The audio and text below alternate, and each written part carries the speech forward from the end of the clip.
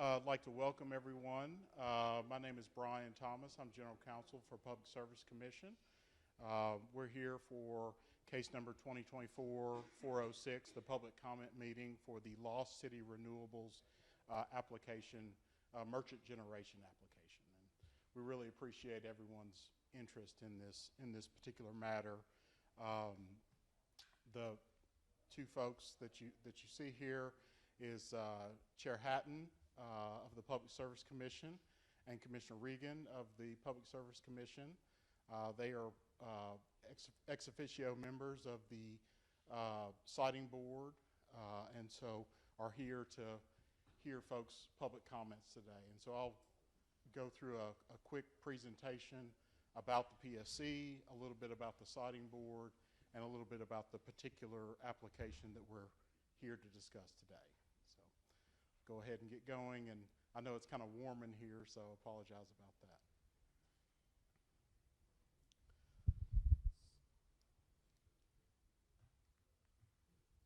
Okay, we've got a short slide presentation for you.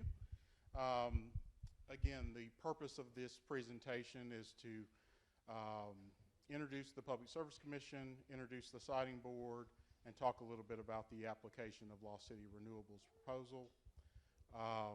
Also discuss the conditions for approval of this particular application. PSC staff, that includes myself and several other members around the room, are here. We can answer your procedural questions. We will be unable to answer any substantive questions that you might have. The commissioners will be unable to answer any questions that you may have, again, either procedural or substantive. However, if you do have questions about the particular application, it would be helpful for us to hear those questions, because they'll hear those questions. If they think that they are relevant and substantive, they may follow up on those questions later on in this particular application.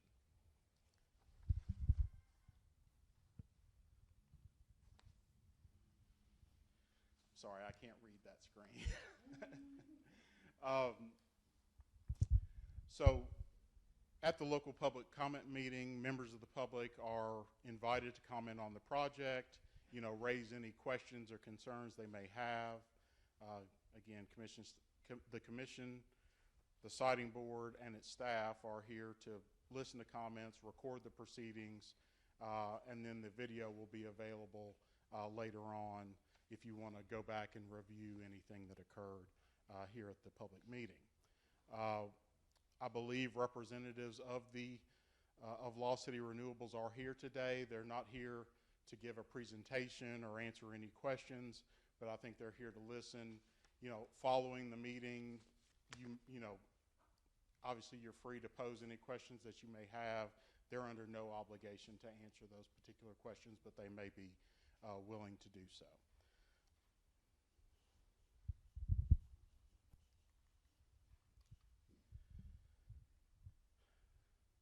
So in terms of this application, the applicant has previously notified adjacent landowners. Some of those landowners may be here today. In this particular case, there is a pending motion of several of the adjacent landowners to intervene in the particular case. There's been no ruling on that particular motion as of yet, but that is pending before the siting board.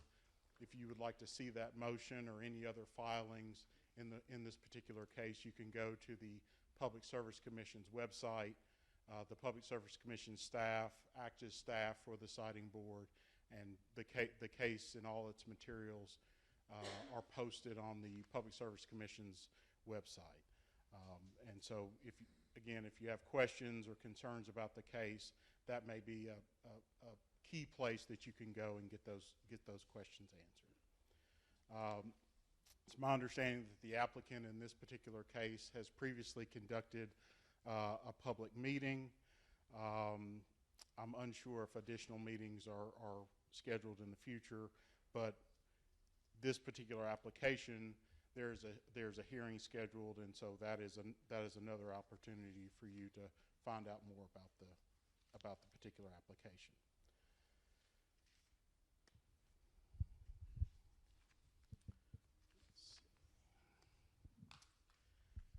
A little bit about the Public Service Commission. There are 3 commissioners. 2 are here this evening. They are appointed by the governor and serve in a quasi-judicial role and basically adjudicate applications that come before them, including as part of their duties as part of the siting board. The siting board has members of the Public Service Commission, but also has some additional ex officio members that serve in that role. The Public Service Commission regulates over 1,100 utilities and is funded by assessments that all utilities contribute.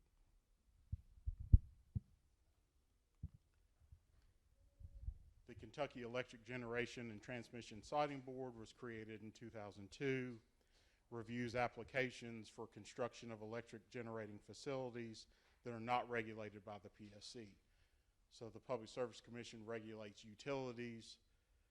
The Siting Board considers applications by non-utilities that are building generation or transmission to sell into the market, basically. Their review focuses on noise and visual impacts, economic impacts to the local community, and transmission, as well as transmission line impacts. And in this particular case, I think there's a 10.5 to 11 mile transmission line piece to this particular application. The review is funded by the applicant, and a new siting board is appointed for each new project.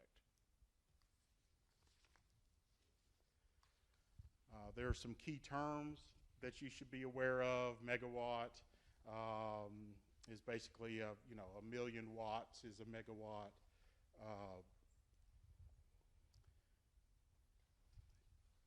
1 megawatt can power about 750 homes, just to give you a little bit of perspective.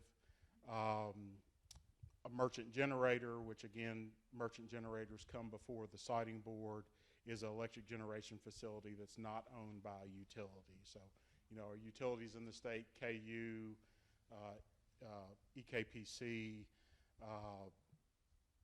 Kentucky Power are some of our utilities in the state, but Law City Renewables is seeking to be a merchant generator. The term decommissioning, you may hear that during this proceeding. That's basically returning the land back to its original condition. So if approved, the applicant would move to construct the merchant generating facility, installing pilings and installing photoelectric panels, and the decommissioning process would basically come in and remove all those materials and return the land back to its original condition.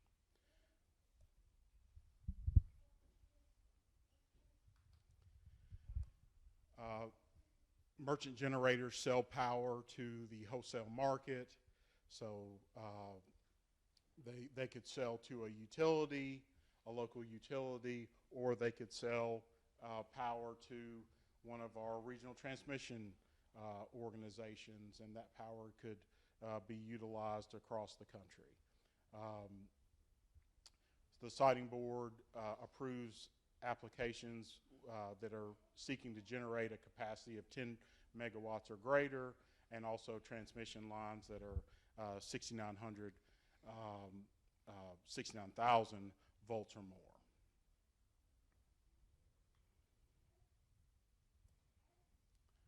So the siting board is made up of 7 members, or can be made up of 7 members. The 3 commissioners of the Public Service Commission, the Secretary of the Energy Environment Cabinet, the Secretary for Economic Development, and then there are the possibility of 2 ad hoc members. One is usually a local official, and then one is a citizen of the locality where the generating facility is set to be located. In this particular case, we are still waiting for the ad hoc members to be appointed to the siting board.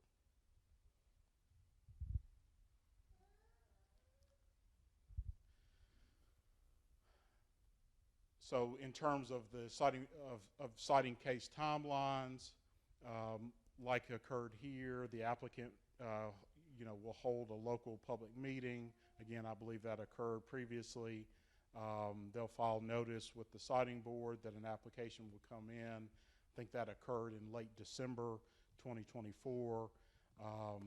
And then they will file their application, and thereafter ad hoc members may be named to the citing board. After the application is received, the citing board establishes a procedural schedule, which again occurred in this case, and has, in this case, 180 days from receipt of the application to make a final decision. There is an evidentiary hearing scheduled in this case, and so following that evidentiary hearing, the citing board will make a final determination on the either approving or denying the application. To let you know a little bit about what has to be included in the application, evidence of the public notice, a report regarding public involvement in the application, the applicant's compliance with any local planning or zoning regulations. They have to file an analysis of the effect of the proposed facility on the electric transmission grid, and an analysis of the economic impacts that the facility may have, and disclose any past environmental violations. Part of the application is the site assessment report. The site assessment report contains lots of information. Again, that's going to be posted to the Public Service Commission's website. The site assessment report looks at surrounding land uses. It puts forth the legal boundaries at issue. I think physical land boundaries is what that means. The applicant's proposed access to the to the facility and what controls they're going to implement to limit that access. The location of the facilities, exactly what is proposing to be built, any transmission lines, etc. Location of access, discusses any existing or proposed utilities, usually of interest, compliance with any setback requirements, and also contains an evaluation of noise levels. When the citing board evaluates applications, it looks to several statutory criteria that dictate whether the application will be granted or denied.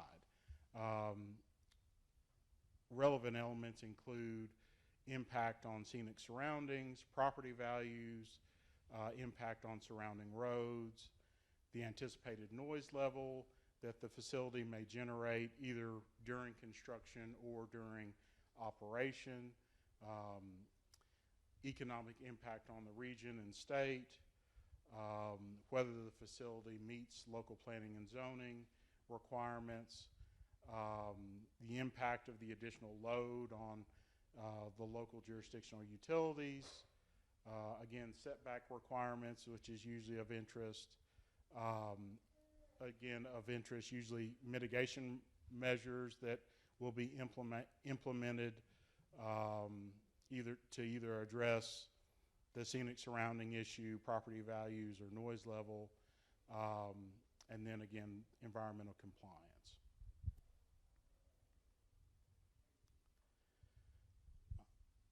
So some of the conditions that have been of interest from other cases are, the planting of native species to either preserve the scenic surrounding or, increase the or reduce the scenic impact of the facility, limitations on construction hours, generally to address noise or interference with kids going to school or other issues such as that. Damage, expected damage to roads and how those roads will be repaired.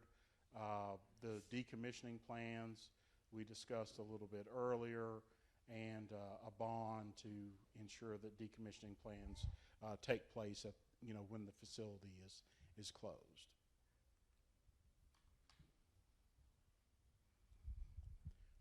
Other conditions include that have been relevant to other cases include, the establishment of a complaint process. So if there are issues that arise either during construction or during operation of the facility, will impacted citizens have the ability to contact the applicant and resolve those issues. Notification to the siting board prior to the beginning of construction, and then once the facility is constructed, the Energy and Environment Cabinet then steps in and has a role in monitoring the site.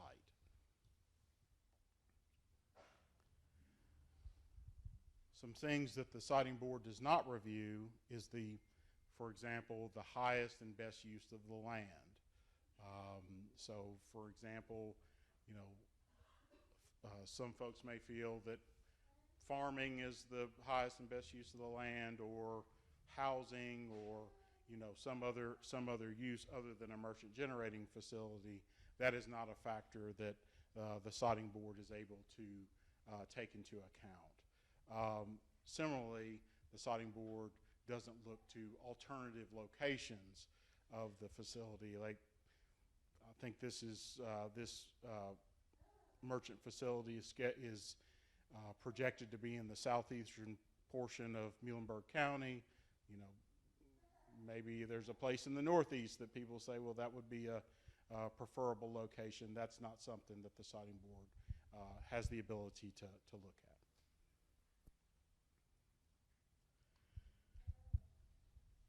Going to the specific proposal of Lost City, it's, as I said before, its notice of intent to file an application was filed in late December 23rd, 2024. It filed its application and site assessment report, I think it was actually January 29th, 2025. It's when that was filed, and that started the clock for the siting board. Once that application was filed, from that date, the siting board has 180 days to make a decision. The application proposes a 250 megawatt solar facility. That solar facility is proposed to be located on approximately 1,400 acres.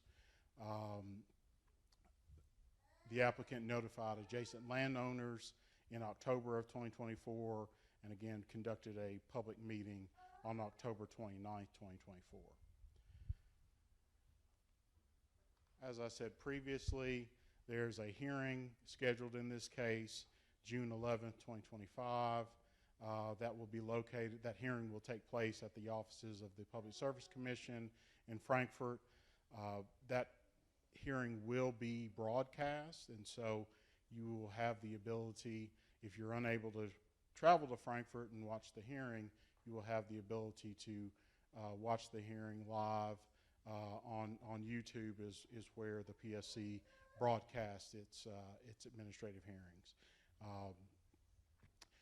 At that particular hearing, just like today, there will be an opportunity for the public to make comments. At the hearing, that takes place at the beginning of the hearing, and so if there are public comments that you would like to make at the hearing, you can do so either live at the hearing, or you can basically call in and provide your comments at that point. In addition to that ability to make public comments, you can email your public comments in, or you can send us comments by mail.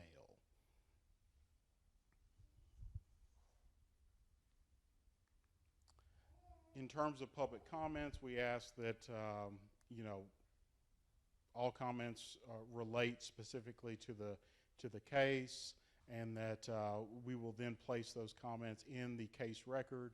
If you are reviewing the public service website, there's a kind of a page that the main filings in the case are presented, such as the application, etc. But then there's a folder to the left of that says public comments. If you click on that, you will see all the public comments that have been submitted to the case. The public comments that have been submitted in writing to the case is what you would see. Again, all documents other than documents that are considered confidential are available in the case record and publicly available online. And as I was saying, in this case, the citing board has 180 days to make a decision, so that would be July 28th, 2025 is the deadline to make a decision on this application. In terms of this public comment meeting, it's your opportunity to ask, I guess this is really your opportunity to ask any questions in general about the process of the case. Either myself or Nicole or other staff members are here and available to ask any questions that you may have. Once the public comment period begins, the commissioners will take the public comments, but they will be unable to respond to any questions. So at this time, does anyone have any procedural questions that I did not cover in the presentation? Yes, ma'am. She will set a time frame, and so that will become clear here in a few minutes. Any additional procedural questions about the application or? Yes, sir. All the documents that are submitted and all the public comments, y'all personally read all those comments? So the case record is reviewed by the commission, yes, and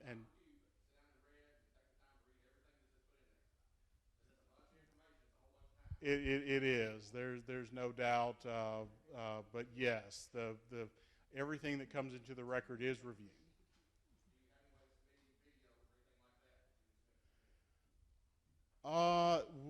So I'm not sure if we have the ability to host a video, and so the way we receive public comments is either verbally at a meeting like this or in writing.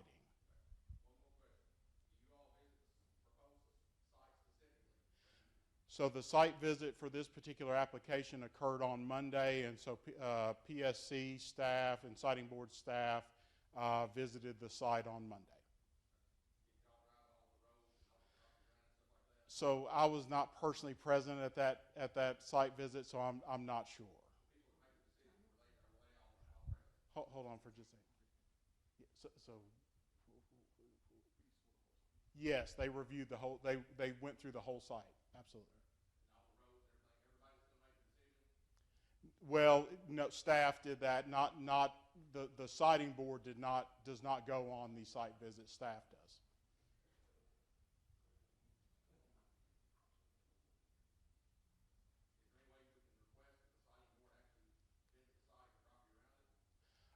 So parties to the case can make requests to the siting board. Those requests are taken up by the board, and they would issue some kind of order. But that's how that would be done.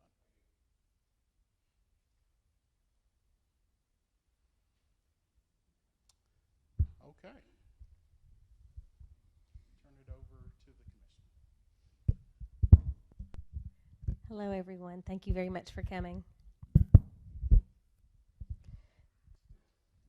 My name is Angie Hatton, and I am the chair of the Kentucky Public Service Commission. And with me tonight is Commissioner Mary Pat Reagan. And we're pleased to be invited. We always come in person when we're invited. When someone requests a public comment hearing, at least 3 people request it, we show up. So we've traveled a good part of the state to hear what people have to say. Tonight's meeting is being recorded for the benefit of the public and because it will be put in the record. And you can view that record on the Public Service Commission's website. You can look at everything that's been filed in the case, the environmental impact studies, the traffic impact studies, the glare studies about whether the panels might glare and interfere with people's driving, property value impacts. All of those things are available in the case record on the Public Service Commission's website. So we're here today to take public comments. We can't answer questions because we're the judges. We're going to make the fact finding in the case, and judges don't prejudge before we've heard all the evidence. Tonight we're taking evidence. So it's a hearing because we're hearing you. We're taking evidence from you, and very often if you watch these hearings, and you can watch this one, it'll be live on our website. But you'll often hear us at the hearing ask questions that we heard at public comment hearings, and we'll ask those of the applicants at the hearing. And we understand that in cases like this, often there are strong feelings and opinions. We just ask everyone to be respectful of everyone else. I don't have any other expectation than that this crowd is going to be respectful. I set time limits just because that way everybody gets a chance, because people may need to get home by 9 o'clock to get their kids in bed or something like that. I don't want to have let one person talk for an hour and then other people don't get to talk. So that's the reason for the limits. Tonight I'm going to set a 7-minute limit. And I'll be timing, and I'll give you a little wave when you have 1 minute left. If you see us typing or looking down writing, it's because we're taking notes. We are paying attention, I promise.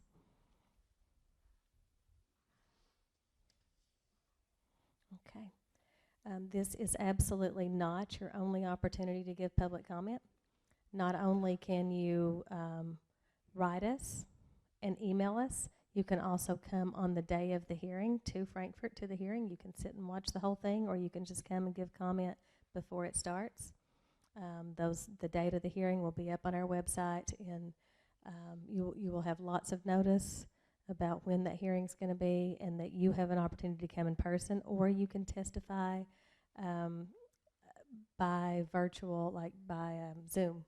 And there'll be instructions on our website for how to register to give public comments on the day of the hearing by, and we call it Teams, but it's like a Zoom, a video comment. And if you want to send written comments, you'll send those to the Kentucky Public Service Commission at P.O. Box 615, 211 Sauer Boulevard, Frankfort, Kentucky 40602, or you can email them to psc.comment@ky.gov. Anytime you send in a comment, please include the case number, which should be up here usually, but I'll tell you, yeah, it is. It's 2024-00406. And if you include that case number, that way we'll know to put it in the file, and it'll get made part of the record in this case.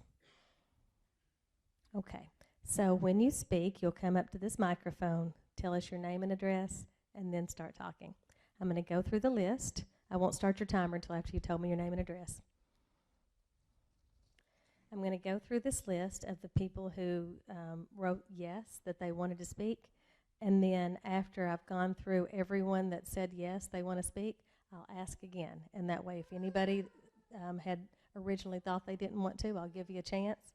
After I've gone through all the ones that had said yes, they wanted to speak, then I'll go back through and ask everybody. If you came here and you took your time out to come here and tell us something, I'm going to make sure you get that chance. Okay? So I'm about ready to start, and I'll just go ahead and apologize in advance for mispronouncing names or being unable to read handwriting. I actually have worse handwriting than anybody here, I promise. So I don't mean to insult anyone if I can't read your handwriting, but the first one that I have on my list is Jay McElwain. And if you'll tell us your name and address, and then I'll start timing. J. McElwain, M-C-E-L-W-A-I-N. 450 Bunch Lane, live in Penrod, address is Dunmore. Thank y'all for allowing everyone, not just those of us who may be one side, everyone an opportunity to express their concerns. I appreciate that. I'm not going to take the whole 7 minutes. If this was somewhere else in this county, I know we're not talking about alternate locations, but we've got a lot of vacant property in this county where this would be ideal. But this happens to be in the backyards and front yards of a lot of people in Penrod community. That's the only reason I have concerns. I'm going to be citing some things I'm sure that the citing board is familiar with. KRS 278-700. Definitions for KRS 278-700 through 716. Residential neighborhood is defined as a populated area of 5 or more acres containing at least one resident structure per acre. If we go to 278-704, Part 2, beginning about halfway, beginning with applications for site compatibility certificates filed on or after January 1, 2015, proposed structure or facility to be actually used for solar or wind generation shall be required to be at least 1,000 feet from property boundary of any adjoining property owner, 2,000 feet from any residential neighborhood, already defined, school, hospital, or nursing home facility. We simply ask that what KRS suggests is what's followed. My understanding is the citing board can grant variances. I may be misunderstood on that, but that's my understanding. We ask that be adhered to. And I can submit these if you would like, but beginning on 949 where it comes off of 431 between there and the Penrod Baptist Church, there's a residential neighborhood of 5 houses within 4.5 acres. You go around where the Penrod cutoff comes through at around the 500 to 700 block on 949, 12 houses within 11 acres. You go on down past that, roughly the 800 block, 5 houses and 5.5 acres. You go on down to Free Lane, which is one of the access points to the properties, 8 houses within 7 acres.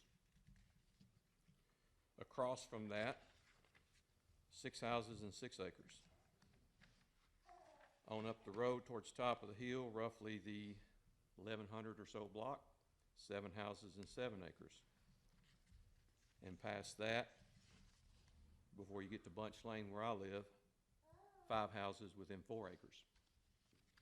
Across from what is commonly referred to as the old Penrod Ballpark, all around the Free Lane area, 22 residential structures within 27 acres. I call that a residential area. We would like to see the KRS suggestions be implemented. One final thing real quick. Someone had a concern about the cemetery. This is from a family member from the previous owner of the property, the Gardner family. According to a document I have from one of the Lost City documents that they filed, it says the Gardner Cemetery, located on the site since 2017, exists off Free Lane. It gives the location. It says the cemetery would need to be properly relocated in the event of future site redevelopment.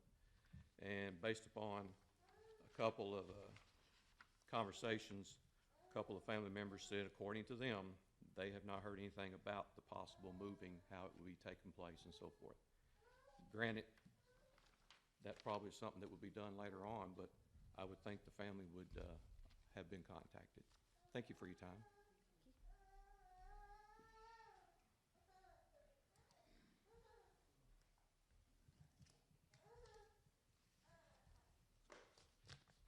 Okay, the next person that I had listed is Dana Mitchell.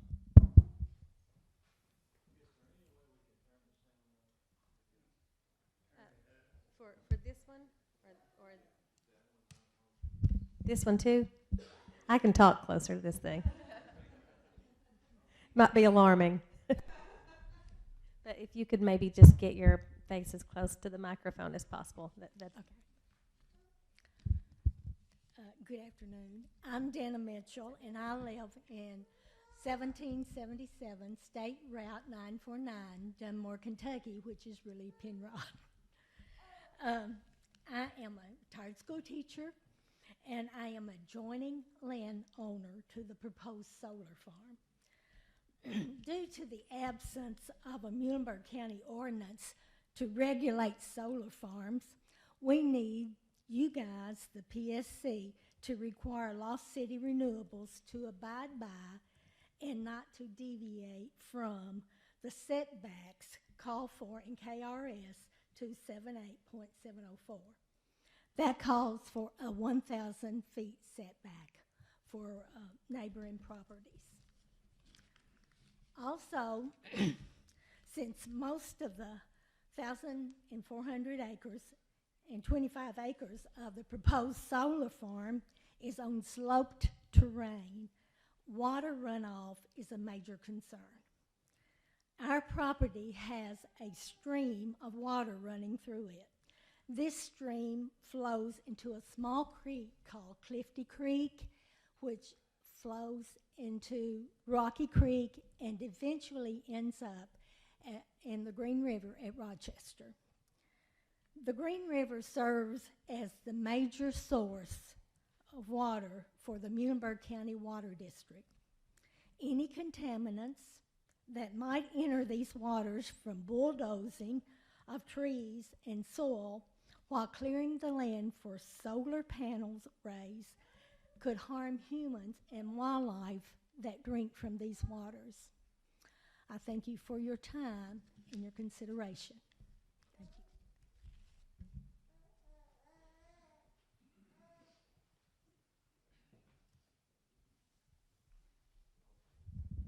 The next person who had listed that they would like to speak is Kira Eltzer.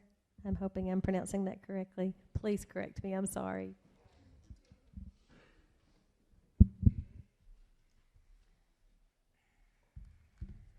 My name is Kira Elitzer.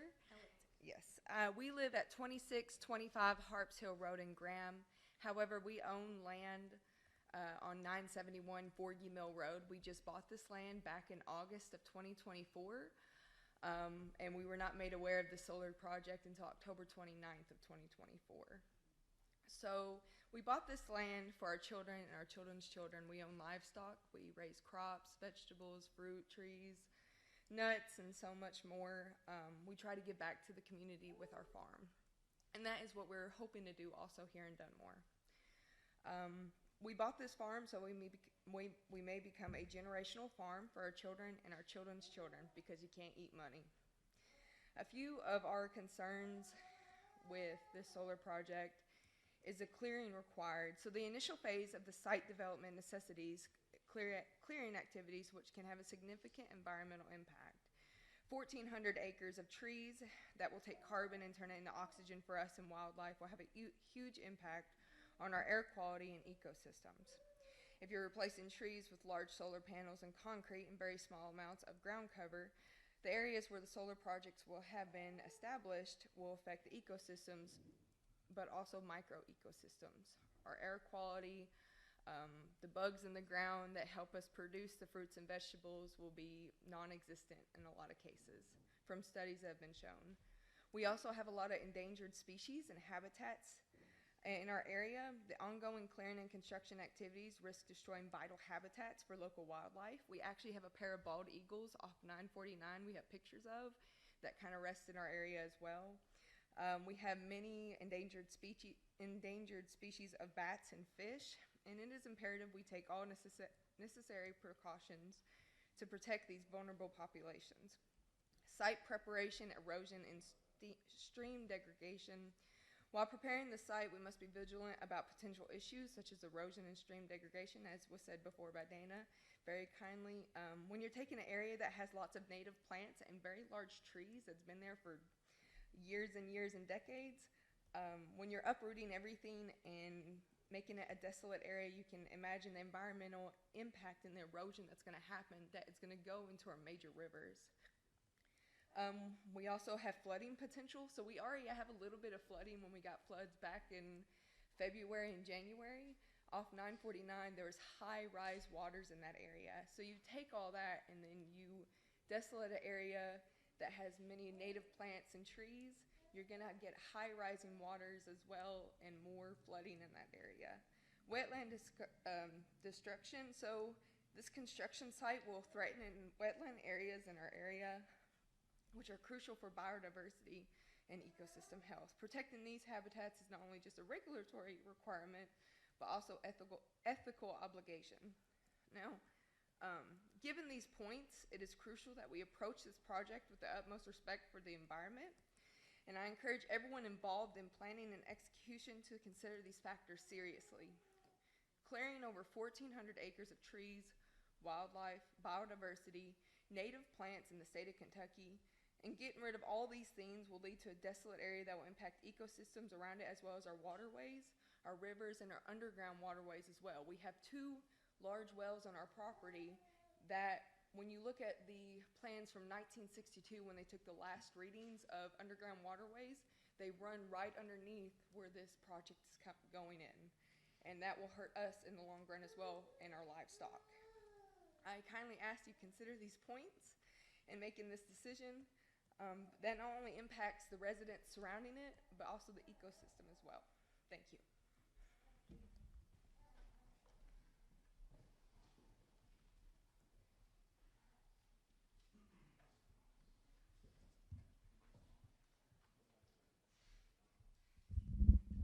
The next person I had listed to that wanted to speak is Aaron Groves. Feeling pretty confident about that.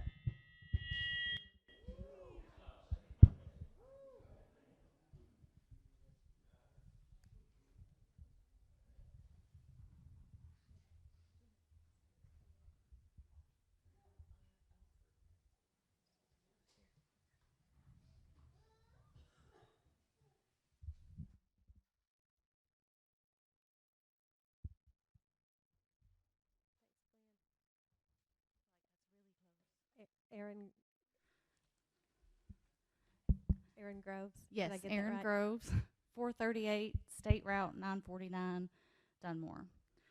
Today I stand before you to raise serious concerns regarding the proposal for a solar farm in a rural area with narrow, winding roads and aging bridges. This proposal is one that could place the safety and well-being of our community in jeopardy. First and foremost, let's consider the infrastructure of this rural area. The roads here are not designed for heavy industrial traffic. They are small, narrow, and winding, with sharp turns and steep inclines, especially 949 and 4U Mill Road. These conditions pose a challenge for everyday travel, let alone for the large trucks and machinery required to transport materials and equipment for a solar farm. These vehicles would be forced to navigate these already difficult roads, creating potential hazards for everyone who uses them, from local residents to passing drivers.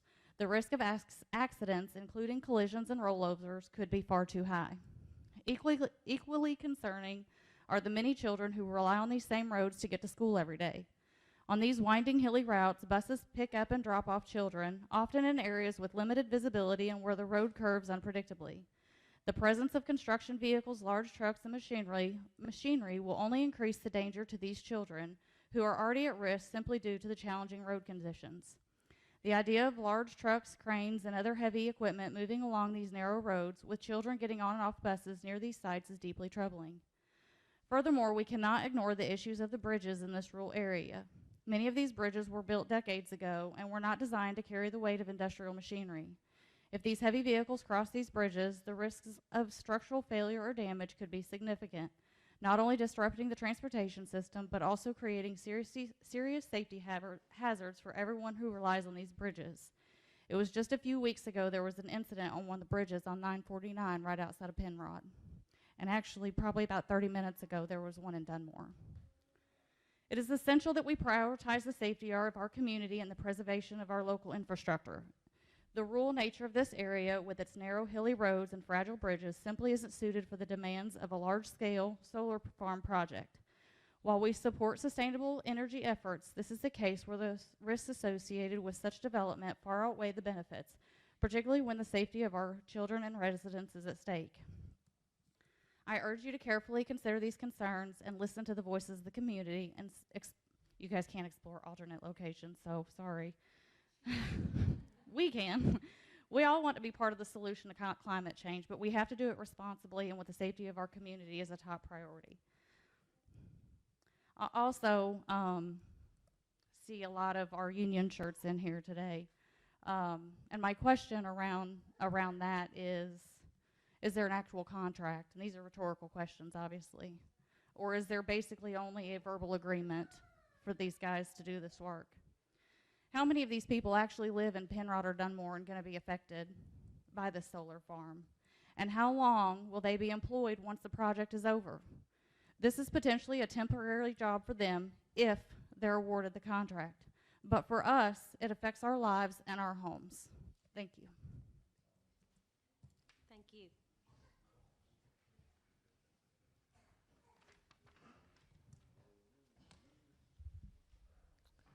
Next is Sherry Reed.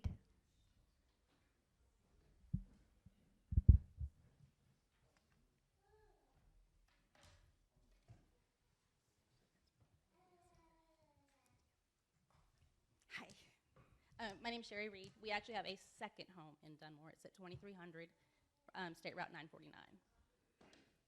949. First of all, thank you for having this hearing and hearing us out. Thank you to my neighbors who have shown up to show support, whether you're against or for it.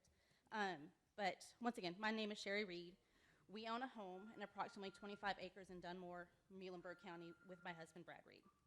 My in-laws also own 20 plus acres right down the road from us that we convinced them to buy because we are building our retirement home. This is where we chose to retire.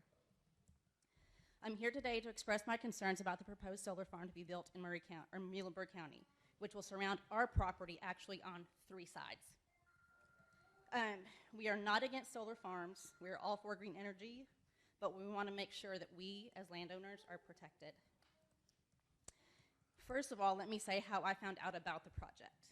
Because we are neighboring, 3 sides like I said, we did not hear about this project until we were at our house one day in Dunmore, and our neighbor came and knocked on our door and told us about it. Supposedly, and I did find out later, that a certified letter was sent by Lost City to an old address that we had in Tennessee. So we never received the notification of that very first meeting. So that, to me, raised one concern.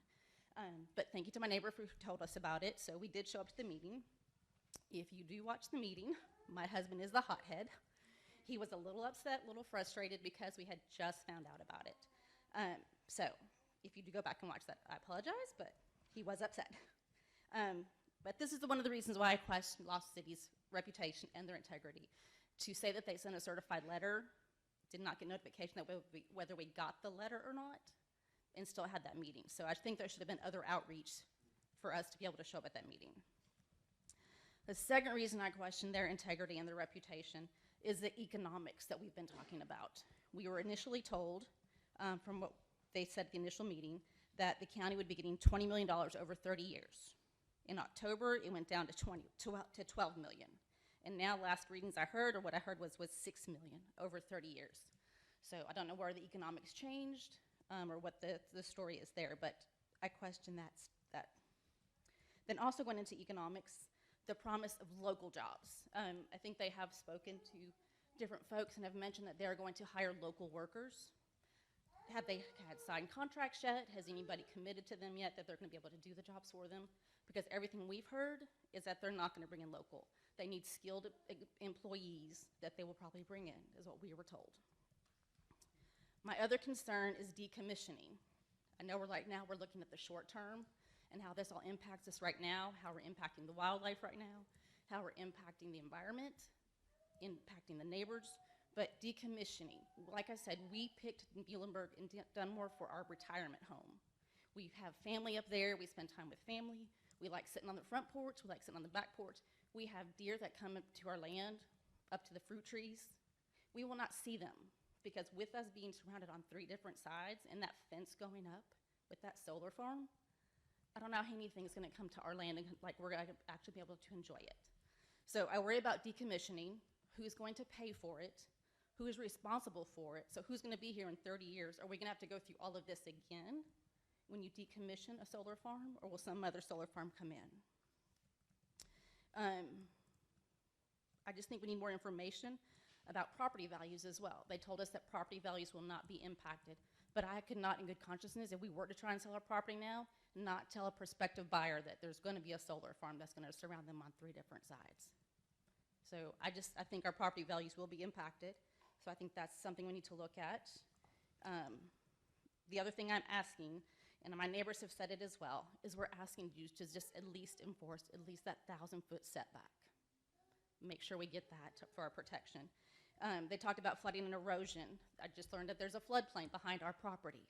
So if they're gonna clear this land and possibly create land erosion and flooding, that's gonna impact us as well. And the only thing I ask is that you prioritize the citizens of the community. I know it doesn't impact a lot of the people in Muhlenberg County, it's just us down there in Dunmore, Penrod. But just thank you for protecting our rights and hopefully take all that into consideration. Thank you. Thank you. And I accidentally skipped Mike Say, S-A-Y-E, it looks like. Please correct my pronunciation, I'm sorry.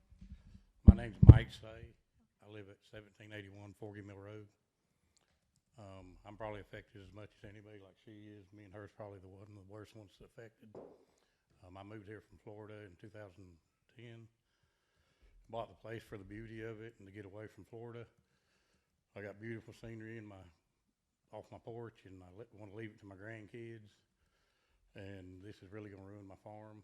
And they say it's not going to hurt the value, but I challenge each and every one that makes this decision that I went and done myself. I went to Russellville, Kentucky and Logan County and looked at the one there, and I talked to the landowners. All the people that told me that it wouldn't affect your land property, you'd be happy when it's over and all this. Well, I went myself, and I got pictures of it, to Logan County and talked to every landowner. And the man that actually rented the land to him's mother, and there's living there, and she come to the door and was in tears and told me fight this with everything I can. And I challenge every one that's going to make decisions to go down there and talk to the people. Don't just say y'all do, go do it. And see the people that's living around these things and how it affects their lives. And to go about the letter that was supposed to be certified, I've never got a letter from nothing. The first time I ever heard anything about this was the day of the meeting that Galen Spur and I think it was 3 other guys come to my farm or run me down on the side of the road and talk to me about it. And that's the first I'd ever heard anything about this. And that's wrong. They said they want to be good neighbors, but they have not been good neighbors at all. My other neighbor, Mr. Gardner, come to me after that meeting and apologized for me because he said that they told him that they could just take it if he didn't take the money that they was offering him. They'd come do domain or whatever it is. And he come apologizing to me, and I think it was about a week later, am I wrong? He called me and told me that the guy from Copenhagen was flying in Bowling Green and wanted to meet with me. That he wanted to offer me $22,000 for me to kind of just hush. And if that's a good neighbor, I'd like to know what a good neighbor is. And I told him they can forget the $22,000 a year. How would you like to leave my grandkids, 6 grandkids, $22,000 a year? I mean, anybody here, tell me how that goes on. And as far as my property is going to be ruined, my wildlife, I've heard that they've done tests. I'd like to know where they get these tests from because I got 117 acres, and I can show you pictures of bald eagles. I can show you pictures of deer. They say that 1,400 acres only have, what I've heard, is 24 deer on it. I can go show you right now if you want to go this afternoon, and we'll go show you deer on my farm, 117 acres, that many deer in one evening. And I got 30 acres of woods, and the rest is cows and cow fields. So I don't know where they get their information, but somebody needs to learn how to survey stuff.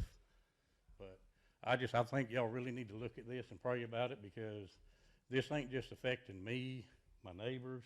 This is affecting completely the whole county of Muhlenberg County. Because if this one goes through, and the biggest thing is the boundaries. I mean, I'm not against solar, but if you're going to come in there, they're wanting to put a substation right beside my house, and by what I understand, they have no regulations they got to go by. They should at least have to go by Kentucky's regulations of 1,000 foot. I mean, they say the land value is not going to go down. Anybody in here, I'd like to tell me, when they put this in and they're putting a substation by my house, are you going to buy my house for what the property in my 117 acres for the value it is right now once they put it in? I mean, I don't have to have their surveys. That's common sense. There ain't a single person wants to live there after that. But my parents are buried on my farm on a huge cemetery. And I'm going to keep it till I die anyway, and I guess we'll see what happens. But I really think y'all ought to really think this hard and put yourselves in our shoes of what's going on. And by what I understand, this is not a very economical thing for electric. I mean, in the state of Kentucky, by what I've researched, it's a 6 to 7 hour usage over a year's time. I mean, I may be a little bit wrong, But that don't sound like a very economical thing to change everybody's lives. I mean, and I know we're not allowed to say other places, but there's plenty of other places that ain't gonna affect, you know, our neighbors and as many people this is affecting. And this is affecting me big time. I mean, I worked all my life to buy a place like this, and now they're gonna just destroy it. And thank y'all for your time, and appreciate y'all.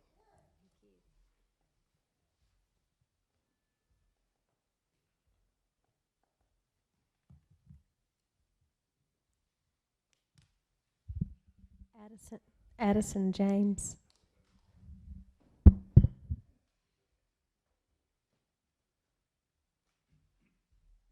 Hi, everybody. So I'm a professor at the community college in Hopkinsville, and I teach English, and so I probably tell a story here. You know, the information up there said Lost City Renewables 2024. So I heard about Lost City Renewables in 2023, and that's when, I live at 8625 US Highway 431 South. I'm an adjacent landowner. So my mom and I are having a family event at our farm there, and this guy, he came by, and he looked like he was from Greenville, and he was from Greenville, and he had a piece of paper that said, to what effect? A non-disclosure agreement. Sign this and don't say anything. And he was going to tell us how much he was going to pay us for our property. And we said, get out of here. And that guy from Greenville is not here. His lawyer is. I saw him.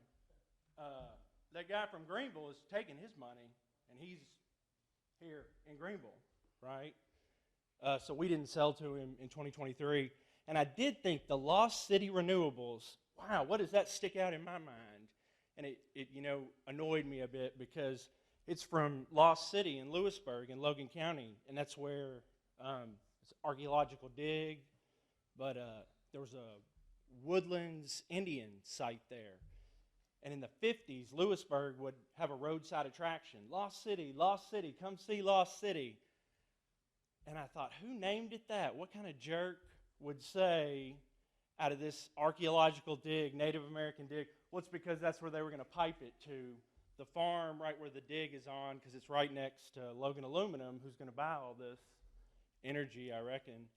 And so, you know, that made me think then in 2023 that, well, anybody from Greenville coming with papers talking about don't say this, don't say that, I'm not trusting that fella.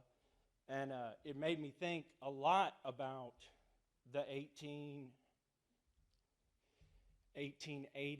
or 1890s when they came down there, probably from Greenville or Central City, and started buying up mineral rights. And then they formed, the Mud River Mine. The Mud River Mine at the turn of the century, the 19th, you know, late 1800s, early 1900s. The Mud River Mine came there, and they took all the coal, and that was the first mine in Muhlenberg County. It was right there in the south end. They took the coal then. These guys are going to come take the sunshine, and what are we left with, right? Nothing. And I'm just against it. Like, the setbacks would be a lot if there could be some kind of way to minimize that impact. That would be enough. But I'm sure there's nothing we can do about it because there's so many people here. And like I said, people are already cashing their checks. I'm sure just like all that coal that went out of Muhlenberg County, we won't see a dime of it in Penrod.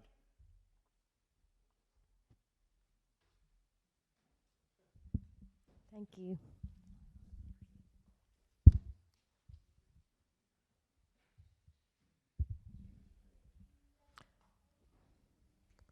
Ronnie Kavanaugh.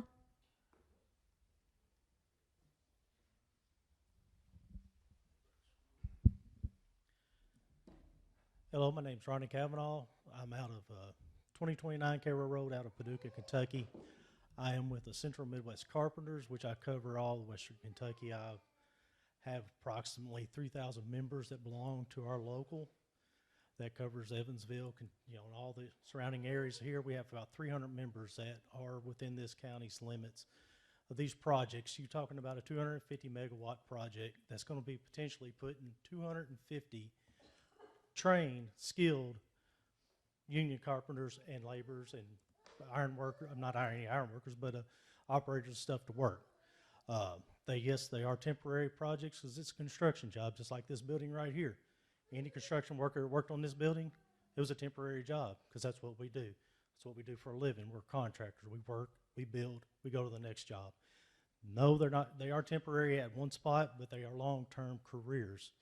A lot of these projects are good for our apprentices to start off at. And I just left today from a job fair where I had about 300 students come through.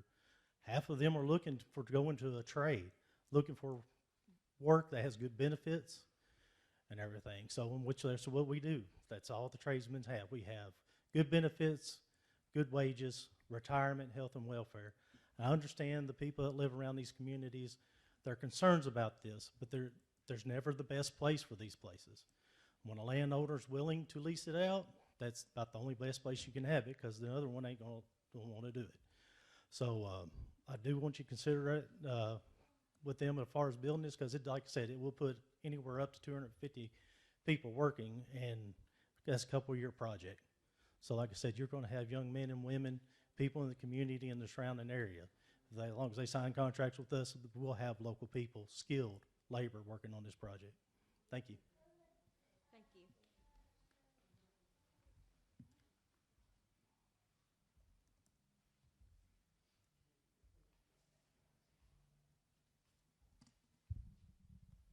Rhonda Wood.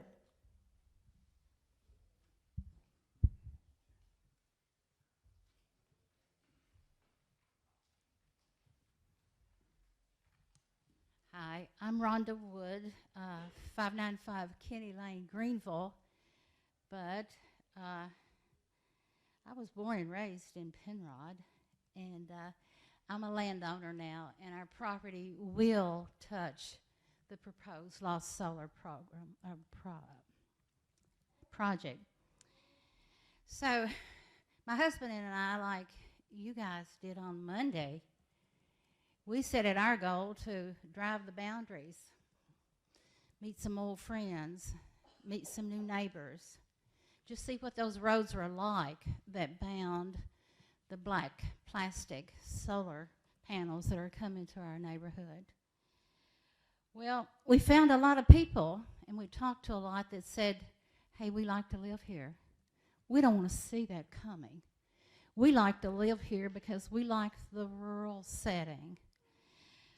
One neighbor told us that the property he had just bought reminded him of the wooded hills of upstate New York. Just bought it. And another one told me that he had come to Penrod because he was trying to escape a large industrial project in Tennessee that was on his family farm. Another lady told me that her family loved it there. So much, in fact, that family members had followed them. They had bought property, and they were building cabins in the woods now that would join the solar project. Now, you talk about being disappointed. You talk about people investing their life savings for a retirement home or just to be close to their family. That's what's going on. And, we couldn't see those cabins going up in the hills there. And we didn't know that so many of these people had just moved into Penrod. But that's what's happened.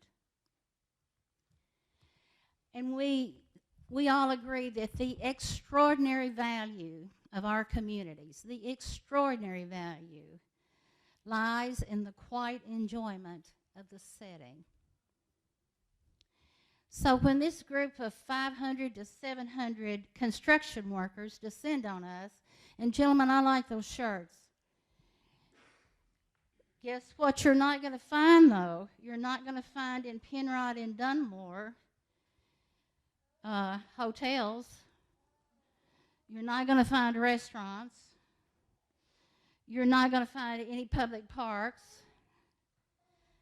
or restrooms. What you will find, though, is one convenience store, 2 gas pumps, and a Dollar General.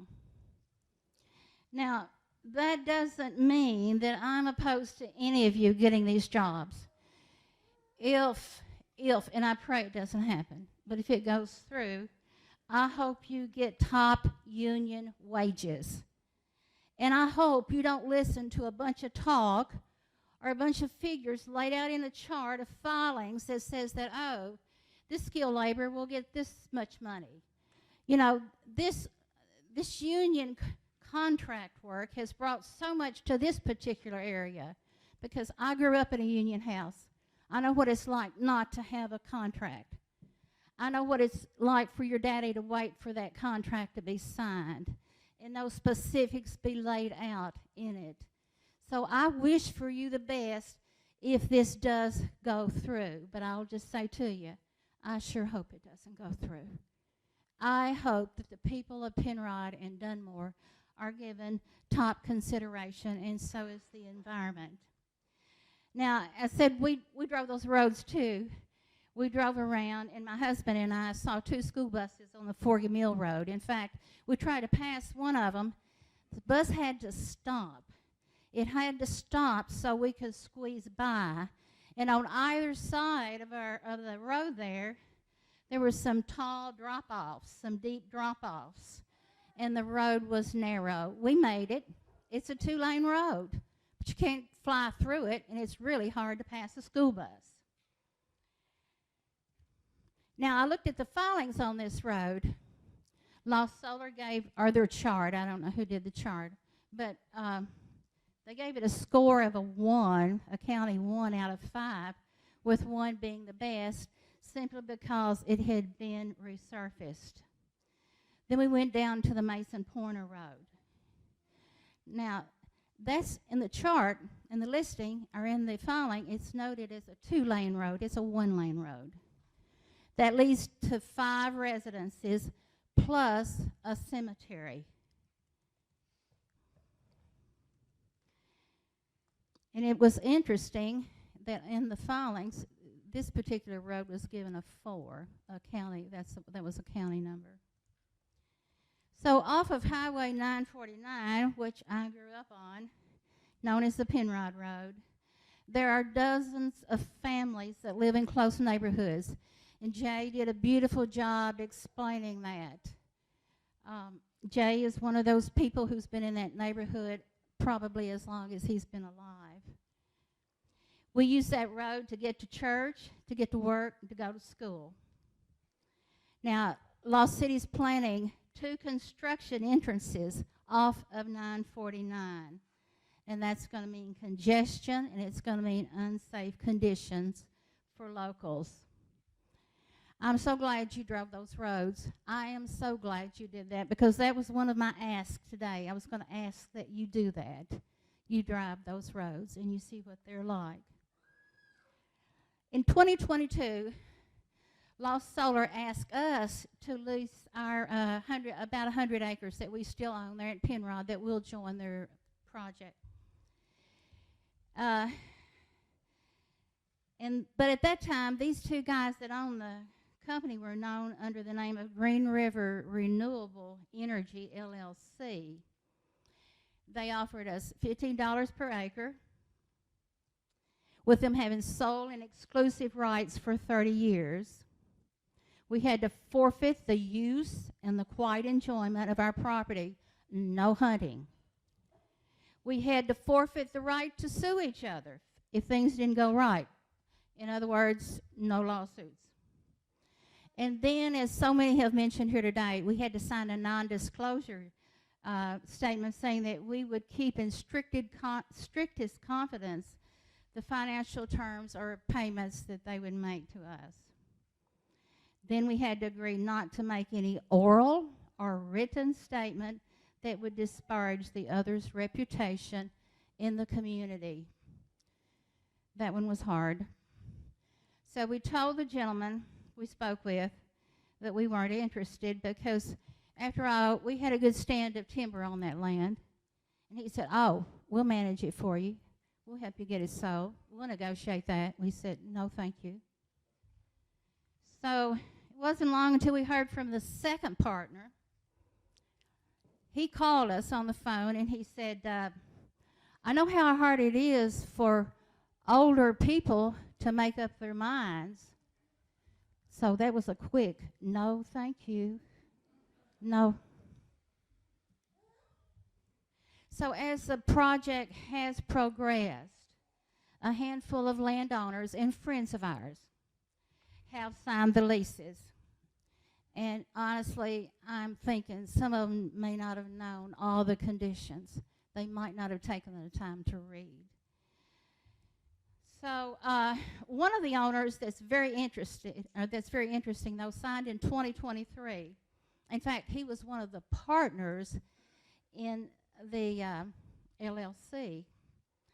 He is the major landowner in the project, and he leased, I think, about 1,000 acres to Lost City Solar. And when his lease came down, there was an amendment that added some specifications that we did not notice on any of the other leases. And one specification was that if the chicken houses, the systems, the buildings, and the residents there had to be taken down or torn down for the solar panels, they would be paid $5 million. $5 million. Your time is up, but I'll let you wrap up for a minute. All right. Okay. So I would say to you that filing is here on record in the Greenville courthouse. And that filing also included being reimbursed for property loss. That's here. And if he loses the value of his property, even if it's still usable as a chicken farm, think of what happens to the value of our property. I think that's a legal statement that says all of us will suffer the loss of property values. Thank you. Thank you. Next, I have Stephen Wood.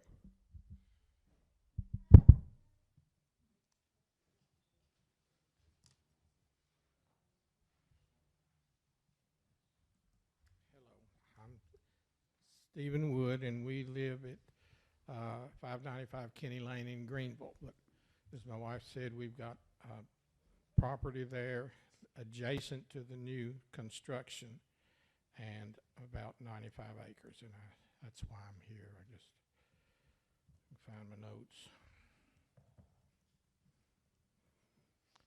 We lived out 949 in Penrod for years, 20-some years. And I remember one late afternoon, the sounds of evening time around our house. We lived close to the woods, and animals roamed there all the time. And there was one particular night that an owl was hooting, asking for some company across the road, and I decided to answer him and called right back the best I could. The bird was curious, I guess, and he flew a little closer. He hooted again, and I hooted again. So I'm sure he didn't have him fooled at all, but we kept it up for about 20, 30 minutes. And soon he was sitting right above me in a branch of a maple tree in my front yard. And that's, I've never had anything experience like that before. Probably never will again. But a few years ago, my nephew and his family bought the house, and he and his wife and 6 children are there. And the woods that the owl came from is now slated for clearing so that the solar farm can be built. It's not so much that the land is necessary for energy. There are several thousands of more suitable untimbered acres of reclaimed strip mine land in Muhlenberg County. It's just that the land is owned by a few individuals and companies that can make a few $1 million. What John Prine called the progress of man. The destruction of over 1,400 acres of woodlands and pastures, cutting 800 acres of trees, polluting, diverting all the streams in the area that eventually flow into Green River. It doesn't seem to matter. I just wish that the people could get the peaceful enjoyment of listening to a lonely owl. I'm not an activist. More nearly, I am an inactivist. But when people describe our woodlands as being mostly barren of wildlife, it kind of gets to me. There are hundreds of raptors, owls, buzzards, owls, falcons, even eagles in those woods. Not to mention the deer, the fox, groundhogs, turkeys, possums, raccoon, thousands and thousands of squirrels, even coyotes, but that doesn't seem to matter. I just hope the next generation has an owl left to talk to. Thank you.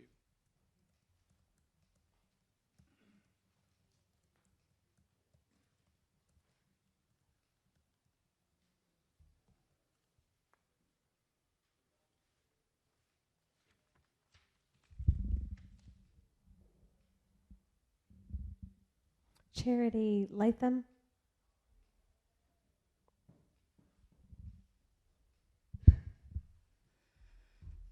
Bear with me, I'm not a speaker. My name is Charity Latham. I live on 310 Mason Pointer Lane, a road across from the proposed site.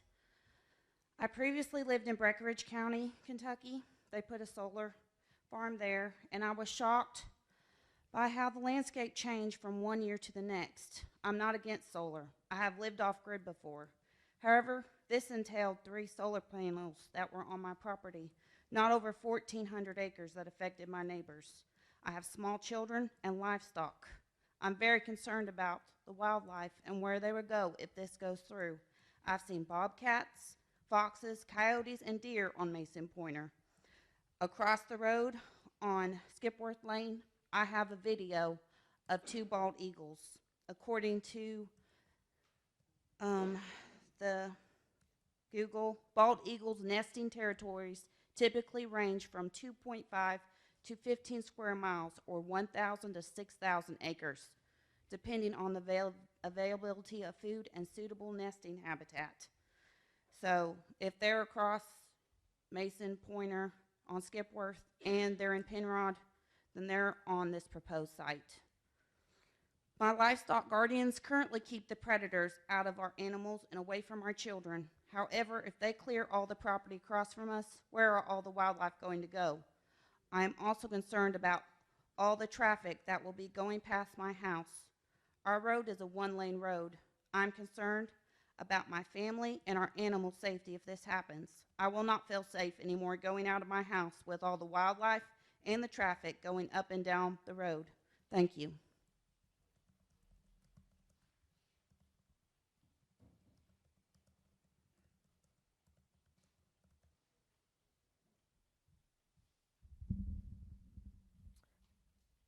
Next is, I think, Robert Akers or Aiken.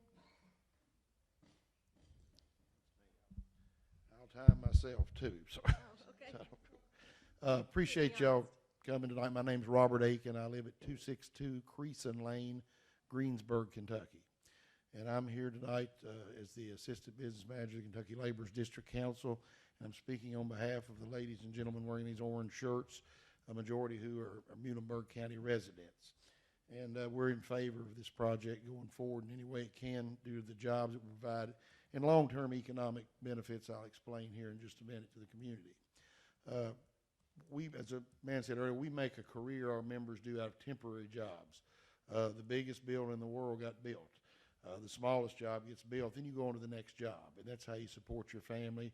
You have benefits for your family, you have good wages, and you're able to educate and raise and feed your children. The way we do things, we have a program called Local Jobs for Local Workers. And in our world here, we have apprenticeship and training programs. They're both federally certified and certified by the Kentucky Department of Labor. Once you go through those training programs, which ours is 2 years, you receive a certificate from the U.S. Department of Labor and the Kentucky Department of Labor that says you're a journey person in whatever craft you're in. That certificate is recognized throughout the United States, so you can go anywhere and get a job. But one of the main things we have is apprenticeship program. The way it's allowed, 25% of the people can be apprentices. And the way we recruit those, and the way we recruit those, we have a program called Local Jobs for Local Workers. And we have a large job in the community, such as this one that may be coming up. We reach out to community partners, our schools, our elected officials, our community organizations to recruit these young men and women or even older people. And we try to do that so when the job's over, of course there won't be as many jobs. There'll be maintenance jobs and routine jobs to maintain the facility. But the people that have went through our program, they still have jobs. They may leave and go to Evansville or Christian County to work, but the money comes back to Muhlenberg County. They keep their homes here. It keeps the tax base. It pays school taxes. And those people have jobs for careers as long as they choose to.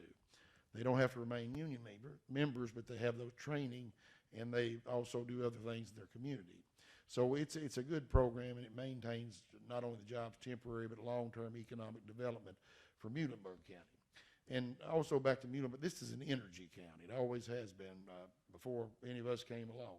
There's coal here. These ladies and gentlemen work at Paradise here at TVA. They worked on it when it was coal. They worked to convert it to gas, and now we're looking at another solar project here. So nothing's guaranteed jobs for anybody, but we're working with everyone that we can to try to get these jobs for our members and for local workers here. And also there's long-term benefits because when you become a green energy community, it attracts other industries and stuff to a certain extent. And that's one of the things that your economic development people can use for marketing your community here to attract more jobs and more industry, which we all need across the state. And I appreciate it. I think I used 4 minutes, so I'm going to give my time to someone else. Thank you all so much for being here today, everyone. Thank you.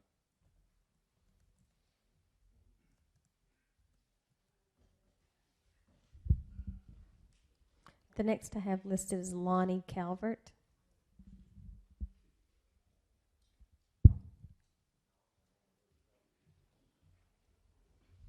Thank you to the PSC. Again, my name is Lonnie Calvert. I'm here on behalf of Labor's International Union of North America, Kentucky Labor's District Council, and Local 1392. So I guess, there's a lot of misconceptions about these projects in terms of environmental impacts, in terms of temporary jobs. So I guess what I want to speak on is labor. So again, you've heard it before. These are not temporary jobs. These are a situation where the nature of the construction industry has always been temporary because you build one building or you build one road and you move on to the next project. So I'm here to say, from a tax revenue standpoint, from adding more solar to the grid and putting local people from Local 1392 in the surrounding counties is a win-win for this community. So again, in terms of the environmental impacts, this stuff is not new. It's new to Kentucky because Kentucky, I think, ranks 47th in the country in terms of solar energy. They've been doing this stuff out west and other areas for a long time. So I would urge you, don't believe the talking points in terms of environmental and the temporary jobs, because these temporary jobs lead to permanent career paths. So I just urge the PSC to approve this project, and I urge, like, anybody in the community that wants to meet with us in terms of jobs and environmental studies and whatnot, we're willing to do that. So again, thank you for your time. Thank you.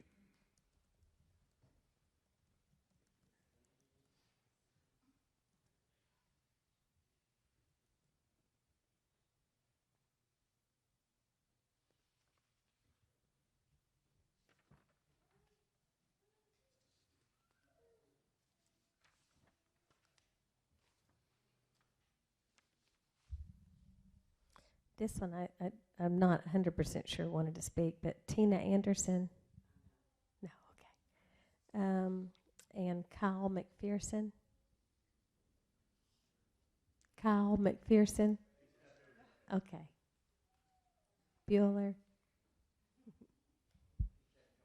Yeah, no problem. I see you.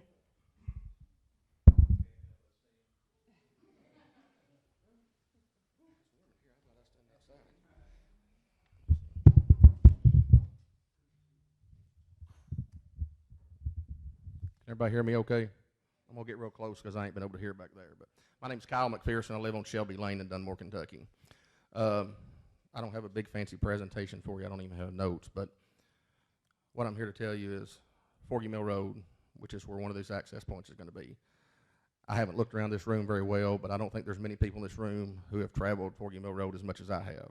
44 years of my life, I've lived within a half mile of the same place. Never went anyplace else. Don't want to live anyplace else. I bought a farm behind my parents back in 2009 because I love the community. I love where I'm at. When they appraised our farm about 4 years ago, they told me it didn't appraise for as much as they thought it should because it wasn't on a public main road. People in Muhlenberg County do not want to be on a public main road. We do not want to be in town. We do not want to be in some places where industrial commercial projects are. We chose Dunmore and Penrod area because all it does is hold the world together. It's a small community. It's a small place. If it wasn't for Dollar General, we wouldn't even have a community. But you can find Dollar General anywhere. But that's been the biggest thing to happen in our community. You've heard things about jobs tonight. You've heard things about animals. You've heard things about access. I own property next to this proposed site. For the last 3 years, water has run off that property, washed out part of my driveway where my cousin lives because it can't be controlled now. It's washed onto my parents' lot next to it. It can't be controlled now. How is it going to be controlled when all the trees are gone? On top of that, we are a very, very, very, very small community. These guys will come in, and I want y'all to have work. I want y'all to have jobs. But in a couple of years, they'll be gone. They'll leave. They'll move to another project. Lost City Renewables will move to another project. All these places will move on. But for 30 years, this project's going to be here. It's not going to leave our community when they're all gone, when all the money's to be made is gone. It's going to be here. We went through a couple of avenues to try to make this smaller, and I'm not 100% against solar, but I am for responsible solar. I'm for responsible neighbors. I'm for responsibility because when everybody leaves, we're stuck with it. I'll probably never see another day where I'll drive down the road, Forgy Mill Road, and there won't be a huge fence where there's a solar farm on it. One of my patients that I treat in Russellville, that lives next to the one in Logan County, her specific words were, I hate where I live now, but I can't sell my property because nobody wants it. It feels like I live next to a prison because there's a huge fence. Nobody wants it. I can't sell it. I'm stuck there. There's people here that have sweat equity. They have blood. They have sweat. They have tears in this dirt. They're not here to make money. They're here because they love this place. We fight for it. We're here because we love it. When y'all make your decision, it won't matter what we think. It's based on what kind of effect it's going to have on our community. And there are places in this world for solar. This base could even be suitable for solar. But everybody's talked about setbacks, setbacks, setbacks. I know you know the KRS. You've seen it thousands of times. You've read it. You've looked over it. You're going to hear arguments about, well, that doesn't apply to our site because it's something different. It's a merchant generating facility. They're going to sell that energy. That KRS that was set forth in 2015 says there's a 1,000-foot setback. You folks that are on this committee have the right to make that less. They're asking for about a 50-foot setback. We have quite enjoyment of our property. We have quite enjoyment to be able to live there, and landowners have rights. And the landowner of this property, or the landowners, have exercised their rights of leasing this property to Lost City Renewables. All we're asking is that you help us have some guidelines that Lost City Renewables has to follow and follow that 1,000-foot setback. You have the option of relaxing that and letting it be closer to our properties. You have the control here. We don't have control. All we have is our voice, we have our people, and we have our integrity about the time we're putting into this. Because I had to leave work early. A lot of people left work early. I don't work as a laborer. These guys do. They have blood, sweat, and tears all over this country where they've done this. We're asking for the 1,000-foot setback, specifically what the KRS requests, so that it protects other landowners. It protects people there, because anywhere else in the United States or anywhere else in Kentucky, it might not affect your land value, but it will affect your land values here. Because if we wanted to live next to a commercial, industrial facility, we would have went and bought one there. That's why there's so many homes out around TVA right now, because people want to live next to it. And when the coal companies come in, they bought up all the land. There are 3 other lease options that are signed for Forgy Mill Road, for Union Ridge Road, that will be for another company. Now, Lost City Renewables says they have no plans to use those properties. But if one person has it and they can sign up later on, then they can keep building this. And that's what happens to a community is one person gets in and, hey, I can't do anything about it. I might as well lease my property to them too. And you'll drive down Forgy Mill Road. And I encourage you, do not take somebody else's word for it. Pick a day. If you want help, I'll leave you my phone number. I'll take you to every place on this road. I'll take you around. I'll show you the property around the edges of it. This is not a normal community. This is a very, very small community. When we take this time to come up here, it's because we love it. And it will affect us the rest of our life. And most people in this room, I'm 46 years old, it will affect me the rest of my life. I'll never see a time that it goes away. It will always be there. There's going to be a fence that's going to run from 949 to Forgy Mill Road. They said, I think I read in some of the material that there was about 25 deer on that property next to Mr. Say's property, on Mr. Gardner's property. I drove through Monday night. There were 16 deer in a big field. You can't tell me that 60% of the deer that's on that property are in that one field at one time. And I know this won't affect y'all, but it's a decision you have to make. And I want you to stand up for these workers to have jobs, but we live here. This is where we live. This is where we grew up. This is all we know. Please don't let it get so big that it consumes our community like it did Paradise, that's no longer there. Don't let it get so big that it's gone. Because guess what? We're all here about one thing, and one thing only. Money, money, money is why everybody's here. I'm here because of how it's going to affect the value I have in my property, how it's going to affect my family, and I have 4 kids, 13, 11, 9, and 7. And they said, Daddy, why do they want to put a solar farm there? And I said, at the end of the day, it's about money. We can talk about generating electricity, but all this energy, none of it will come to Muhlenberg County.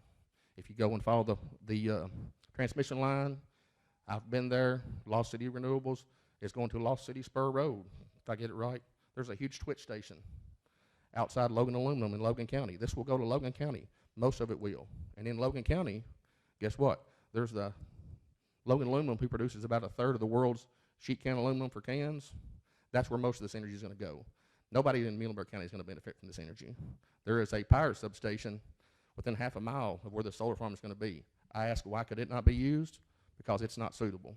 So you can run a transmission line 12 miles through the woods, cheaper than you can upgrade a facility there, and the people in the community could use it. My main request is to honor the 1,000-foot setback. Honor it so we can have some privacy, we can enjoy our property still, we can enjoy our community, and we don't drive by a, quote, prison that it looks like every time we go home, and it doesn't affect the animals in the area. I thank you for your time, and I appreciate your help. Thank you. Those are all the ones that I can tell had checked yes that they wanted to speak. Did I miss somebody who wanted to speak? Yeah. That's okay. You absolutely can. And anybody else who's changed their mind and would like to speak, we're going to give you that chance. We're going to stick to a 7-minute limit, but and we're going to be respectful of each other, but we'll listen as long as you all want to talk to us. Thank you. My name is Danny Mitchell. I live at 1777 State Route 949, Dunmore. And my wife spoke a while ago. We do have property adjoining this land. One major concern I want to speak of here, I am a retired United Mine worker. And these guys, I don't want any of them here to think that anyone here is against them. We are not. I am so thankful that if anything at all good comes out of it, they will get this job, hopefully. It's not signed, sealed, and delivered. But a lot of people make promises that aren't there. I work construction. I built drag lines back in the late 60s, And I know what construction is, I know what being away from home is, and I know it's tough.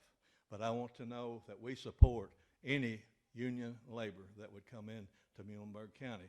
But having said that, we were blessed 2 years ago with a great-grandson.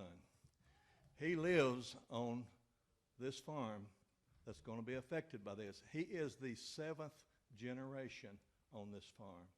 And we do not want to leave here and leave him no place to live. His mom and dad live there. He has uncles and cousins that are going to build there on that little farm, want to be there. And this is going to totally destroy the value of our property. It borders some of it, but the rest of it will be affected, will be in view. And I'm not against solar power, but I mined enough land here in Muhlenberg County to know that some of it was reclaimed to be semi-usable, but hundreds and maybe even thousands of acres were not. And it's been moved off and left, and it would be a great place for a solar facility, whatever you want to call it. I would like for you to look at that. It might cost them a little more money. It might cost them a lot more money, but it would save a community. And there's plenty of places to do this, and I would like to see you consider that. I really would. Thank you for your time, and I appreciate that you let me speak.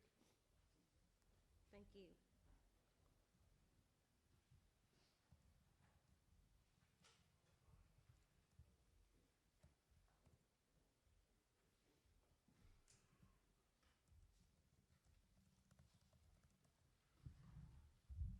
Anybody else been thinking about it and decided you wanted to get up and say something? Yeah, come right ahead. Hi, my name's Adrienne Bogus. I live out Forgy Mill Road. I haven't been out there as long as many of you have, maybe about 10 years. And we moved out there because we liked the quiet and we liked the privacy, just like most of you do. But here's the thing. We also moved out there because we didn't want to live in an HOA, and we didn't want people telling us what we could do with our land and when we could do it. I've heard a lot about property values tonight, and I've been all over the internet. And you can find a study that's going to support whatever data you want for the side that you want to be on. You can look at data for homes that have mobile homes moved in next to them, and you look at a property value decrease of anywhere from 0 to 15% based on how the person keeps up their property. And you look at how a solar farm can affect property values, and it's the same statistics, anywhere from 0 to 5% based on how the company keeps up their property. When we go telling people what they can and can't do with their land, we set a precedent for future landowners, for future development, for farmers in that region. And suddenly you go from saying, well, you can't do this because we don't like what you want to do with your land. Now the government's going to tell us what we can put on our land and how we can use our land, the chemicals that might be legal to use on your land. Maybe your neighbor doesn't like that it's killing their foliage. But I just want people to consider that we don't have zoning in that area, and we'd rather not. So I believe that landowners that purchase land should have the right to use it how they please. Thanks.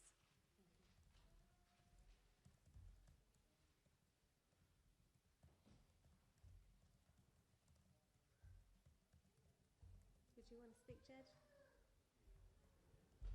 Actually, a statement from the master. Sure. Be here tonight. Yeah, sure. So I'd like to read that. Absolutely. And you can submit it in the record, too. If anybody brought written comments and would like to submit them in the record, you can leave them. You can email them later. You can mail them to us later.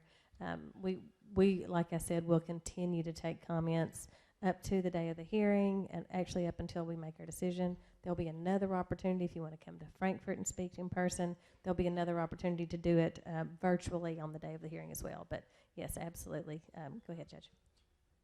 The master from District 2 wanted to, he couldn't be here tonight, so he wanted to make sure that all of his constituents and address the PSC on this matter.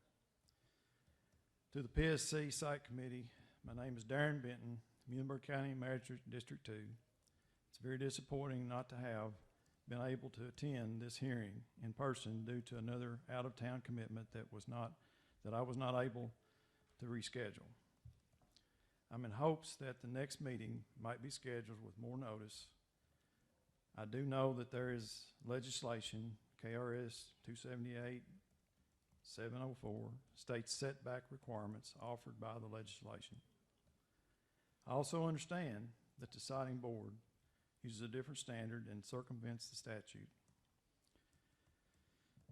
The board makes up only allows 2 appointed members from the county for this project, which ultimately puts us in a minority in the decision process. I would ask you to please consider the adjoining property owners in your decision process. Moreover, please consider for yourself the home that you live in and the preferred distance you would accept from your home, not merely a cookie-cutter decision hours away from your residence. I hope to be able to attend the next hearing, whether in Muhlenberg County or in Frankfort. I hope to be able to discuss this further in person. Sincerely, Darren Benton. Thank you very much. Judge, did you want to? My name is Mac McGee. I'm the Judge Executive of Muhlenberg County. I want to give a little history of what I know about this project. I was elected first time Judge Executive in 2022. I was sitting in this courtroom, not judge at the time, when this project was proposed for the very first time after being elected on November, I think 7th or 8th, I can't remember the date, but anyway, latter part of November. The attorney representing the solar company came to the court asking for a letter of support for this project. I was sitting in the audience, and the sitting judge at the time, he said, I'm not going to have to deal with this. I'm going out. The new judge is sitting in the courtroom. I'd like to hear his views on it. So I had some concerns because this is the first time I've ever heard of it. Knowing the area where this is going to be, or this is proposed to be put in, it's not flat. It's rolling topography, hills, cliffs. It just really didn't make sense to me at the time why anybody would want to put a solar field on this property. So my questions was, number one, how are you going to control the vegetation? This is upstream from our intake from a water source that furnishes all the water for Muhlenberg County. So if we're going to use chemicals to control the vegetation, then those chemicals, residue, is going to get in the water system. There's no way to keep from it. Okay, the other concern I had was the topography and how much runoff of rain and silt that this is going to cause when you go in there and clear 800 to 1,000 acres of timber. Me being from construction, coal mining, I know exactly what it's going to do. I've seen it firsthand. So it just did not make sense for this location. Okay, this went dark. Nobody knew anything about this. They quit talking about it, okay? From 2022 until the fall of last year. We've had other projects like this being proposed all over this county. Different landowners has been contacted. In fact, I've got some friends that the solar company contacted me about their property and what they were going to do with their property, and they hadn't even been contacted. I have major concerns with these companies that are not from the United States, that have 2 or 3 different names before they ever get to the company that actually owns the company. So my point is this. They seem to have had some prior knowledge about who they're going to sell the power to. They should have. If I was going to go into this business, I would have tried to find that out.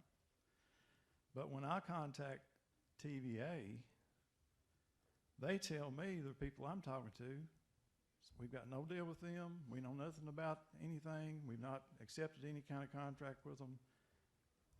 So we're getting conflicting stories from the solar company and all the people that's involved here. It's already been brought up when they first come to us. Big bucks for the county, $20 million over 30 years. It's going to come back to the county. When I question that, the next meeting we get, it's $12 million over 40 years. And then the next time we meet, they don't even give us a figure. So I'm concerned about foreign companies coming into the United States, taking the federal subsidies to build these projects, and then disappearing. That's what I'm concerned about. Because who has to take care of it? Because who lives here? Who's going to live around it? Who's going to be here when they're gone? It's the local people and the local government and the state of Kentucky and the U.S. government. What kind of help are we going to get? Are there going to be subsidies from the federal government to help clean this mess up, like when they leave it 30 years from now? I'll be dead and gone. I don't know. But I have generations coming after me that I'm concerned about. Thank you.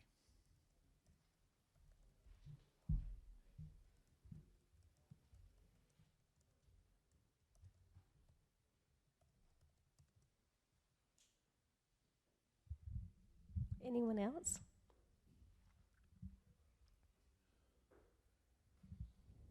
I'll wait a minute to see if anybody else is thinking that they might like to speak.